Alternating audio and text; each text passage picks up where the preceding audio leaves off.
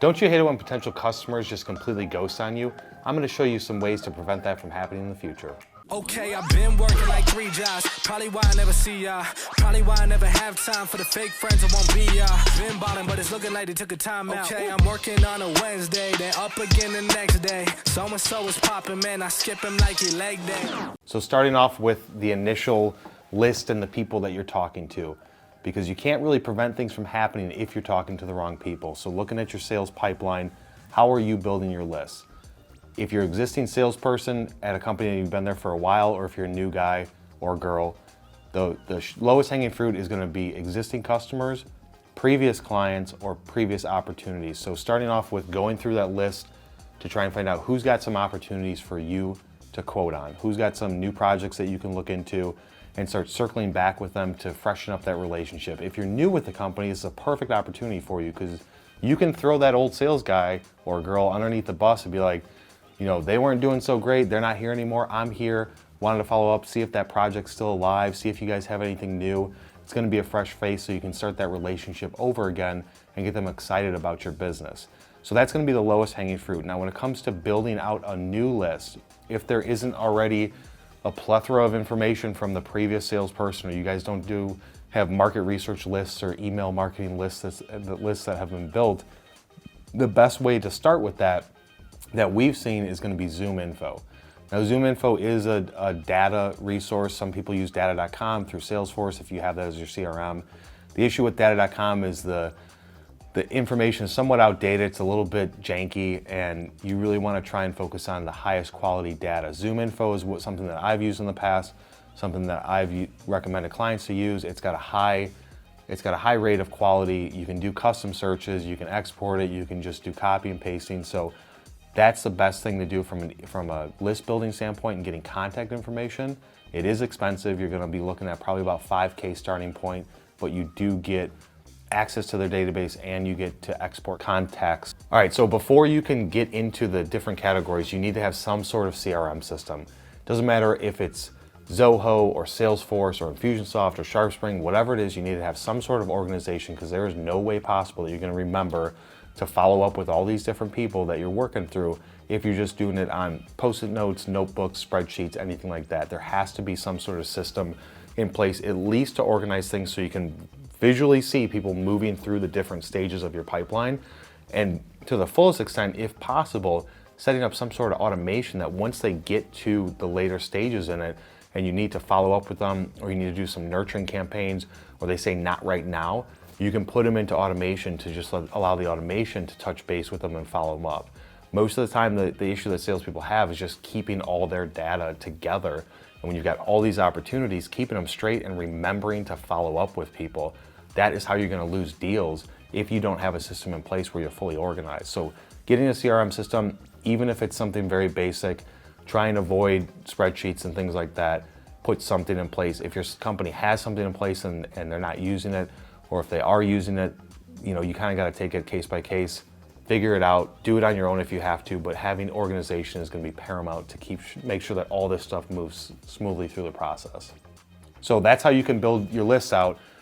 The important part of that is making sure that the quality of those lists is good, because there's no point in going down the path with prospecting and talking to people and following up with them if you're basically dealing with bad data.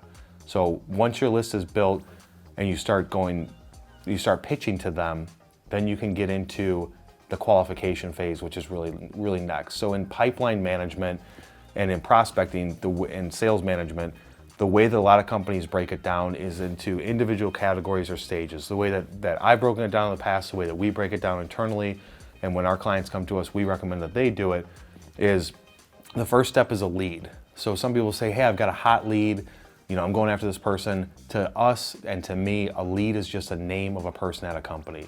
That's it. It does not mean that they are qualified. It doesn't mean that they want to do business with you.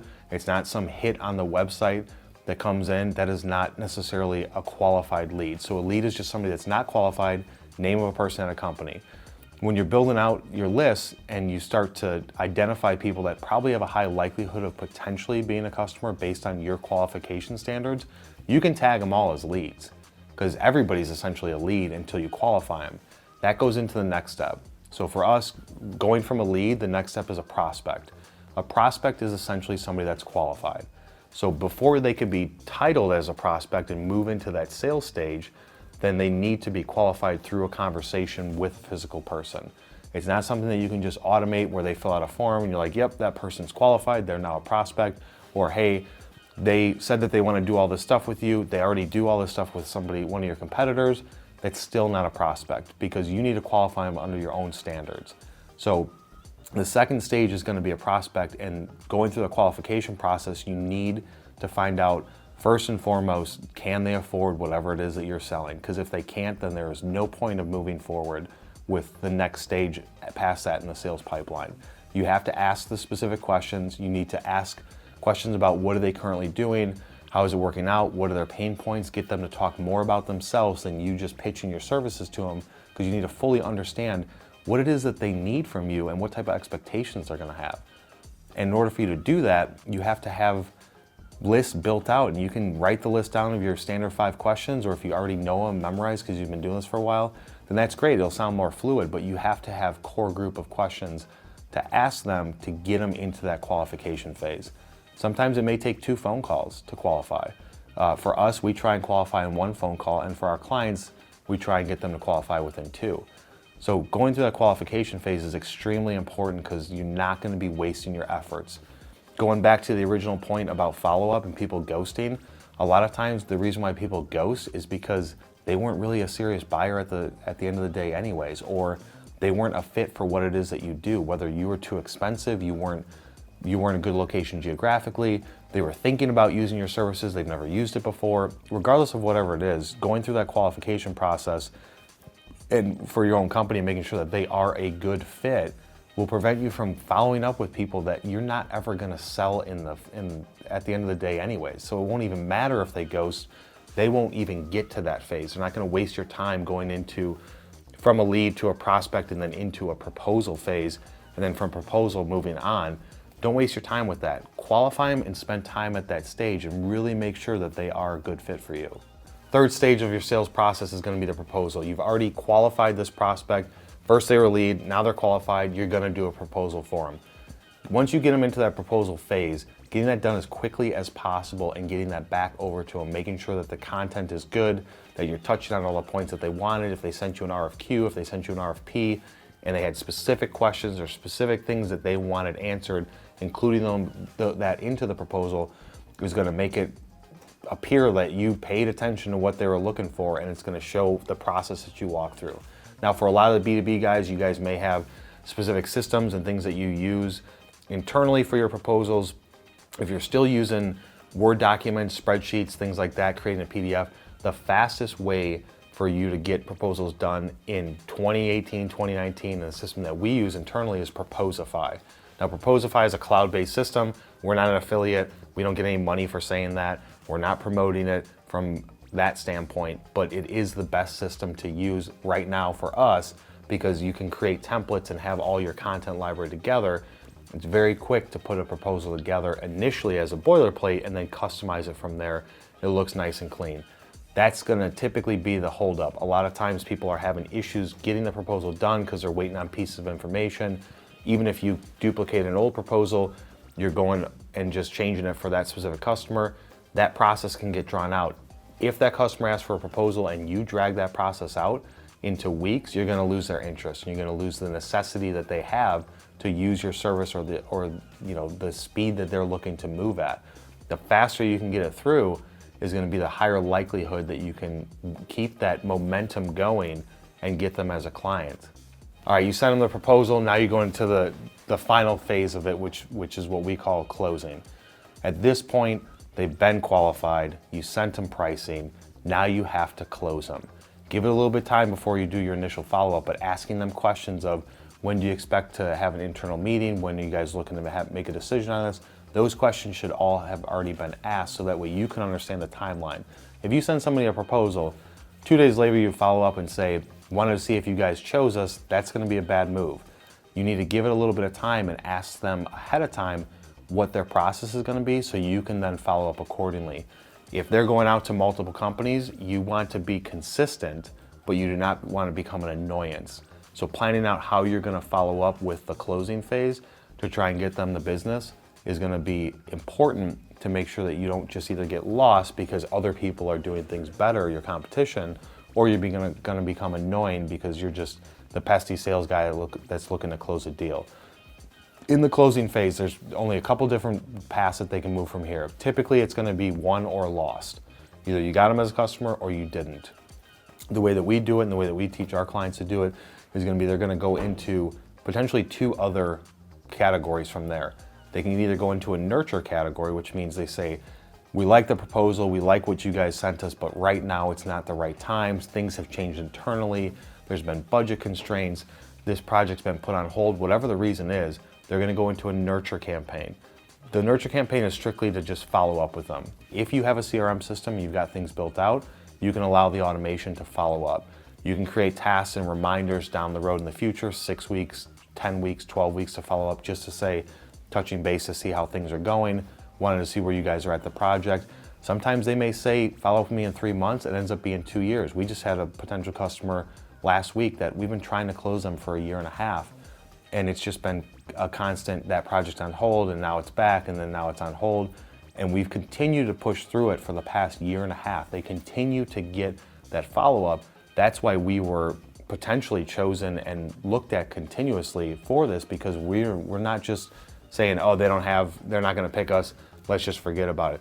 Throw them in some automation, throw them on a list, and just continue to follow up, because those are the guys and the companies that are gonna get the business from them. Now, the ghosting aspect is the other kind of subcategory of closing in the closing phase. Ghosting is where they're just not responding to you at all. So if you get, a lot of times salespeople get that a lot, to where you sent them emails, you've given them phone calls, and you've left voicemails, and they're just not responding. If somebody's in the ghosting phase, and if you have a lot of people in the ghosting phase, then you are not doing a good enough job in the second step of prospecting and qualification. That means that you're sending out proposals to people that they maybe thought that they have a need, or they're not the decision maker, and maybe they're going through the process with you, and they're just wasting your time, or they weren't really serious about you guys in the beginning. They were just getting another quote from somebody else because they had their company, for whatever it is that they're doing, they had their company of choice. They just needed other people to make sure that they were getting a fair price on that. So if you got a lot of people in ghosting, go back to prospecting aspect in the prospecting phase and make sure that you're qualifying people higher. If you still have people in the ghosting phase, a small percentage of them, that's gonna happen. People get busy, and you have to understand that their life doesn't revolve around the job. They're not always gonna be there to respond. People do travel, people do get sick, people aren't in the office every day. So being patient but persistent is what's gonna make you win there, to try and get them from the ghosting phase back into the closing phase. But it's essentially a subset, with closing at the top, and then down below, nurture and ghosting are gonna be the subcategories, and then won and lost is essentially the outcome of it. Now, when you're trying to follow up with these people after you're in the closing phase, the top 2 things that people will do is email and phone call. The laziest thing that people do is just send emails. In sales meetings I've heard so many times, I sent them an email and I'm waiting for them to respond. If you are waiting for them to respond, and you've got a long list of people you're waiting for, you're not taking enough action from a follow-up standpoint. So if you send them an email, what else can you do? You can shoot them a phone call and leave them a message. Most of the time, people aren't gonna pick up the phone when you call them, because most of the time people are busy and they wanna respond on their own time. So email, phone call, you have to get creative with this. Do a personal visit, do a cold visit. Shoot them an email and say, hey, I'm gonna be in the area, or hey, I'm gonna be traveling by you and I just wanted to pop in. You can give them the heads up. Don't put necessarily a date to it, because they may say, oh, I'm not gonna be around that day, just because they don't want the confrontation. Just stop in there at any point in time and try and do a personal visit. If that doesn't work, hit them up on social. If you're not already connected with them on LinkedIn, which hopefully you are from all the videos that we produce talking about how LinkedIn is the best prospecting tool for you, you're already connected with them. Send them a message on LinkedIn. Do a post and tag them in it to get their attention. Maybe they're not on LinkedIn enough, and that's not gonna work. Maybe you need to send them a piece of direct mail. Throw a note, a personalized note, and your business card in an envelope and mail it to them. You have to look at the different aspects of communication that people have to figure out how can you get their attention back. Now, hopefully these tips will help you with that, but even if it's something different than these 4, 5, 6 things that I've mentioned, just the mindset of not just focusing on email and phone call and getting somewhat creative about the follow-up process, and then don't give up. The biggest hurdle that salespeople will have is giving up. There are stats out there saying 76% of salespeople give up after the second follow-up, and most deals are closed within 8 to 10 touches with a potential customer. You cannot just try twice and say, you know what, I don't know, they obviously don't want to do business with us because they're not responding, and just throw your arms up like that. You have to be persistent and consistent until they tell you that they don't want to do business with you for whatever reason. Sending them an email or a phone call or something like that that says, hey, I'm following up because I'm working through my sales pipeline, and I want to know if I should just mark you guys off as you know, a loss here. Once you start doing that, people will respond and say, oh, no, don't mark it off as a loss, like we're still working through it, sorry, I've been busy, and they'll start to explain things to you. Or they'll respond back and say, yes, we chose somebody else, thanks. Now, if they do that, ask them, what is it that you could have done differently, or what is it that other company or service offered that you didn't have, because you're trying to better your own business. When we lose opportunities with people, that even if we think that we're right there, we take it on the chin and we ask them, how can we better ourselves in the future? Give me 2 things that we could have done differently. Sometimes they'll come back with some creative feedback and some constructive criticism. Other times they'll say, you know what, it just came down to price, or just came down to distance, or just came down to whatever, but you need to get some feedback so that way you can understand what should you change in the future to make it a higher likelihood of you closing that deal. From a follow-up standpoint, never give up on that. Keep working them, even if it's years down the road. Putting them in some sort of automation to keep touching them is going to be much easier than you looking at your contact list or a spreadsheet saying, oh, I need to touch this guy. If you guys liked that video, make sure you give us a like, and if you have any questions, leave them in the comments below. See you on the next one. That is harder than I thought it would be. Shut it.